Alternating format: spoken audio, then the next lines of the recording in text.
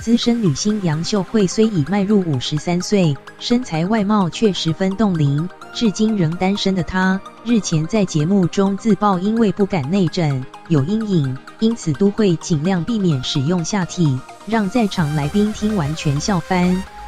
杨秀慧近日上医师好辣节目时表示，自己到妇产科就诊时非常不喜欢内诊，直到现在都会秉持能不看就尽量不看的态度。他语出惊人表示，所以我就尽量避免使用，到现在都还不结婚，让在场来宾全傻眼。主持人张文琪还笑亏留到最后变古董是不是？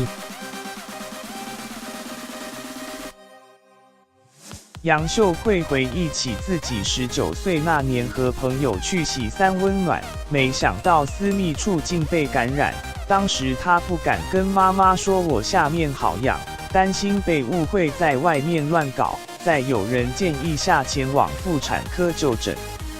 杨秀慧表示，自己当时傻傻的不懂要选女医师，那个年代又没有护理师跟诊，就诊时她紧张到连裤子都没脱就躺在台上，让医师爆气直呼你没脱裤子我要怎么看。后来医师向她说明我现在要放鸭嘴进去了，杨秀慧虽说好，但根本不知是什么东西，直到感觉一只冷冰冰的物体被塞进下体，吓得她当场尖叫，甚至紧张到双腿绷紧，脚一夹鸭嘴就喷出去，场面超尴尬。杨秀慧自此对内诊留下阴影。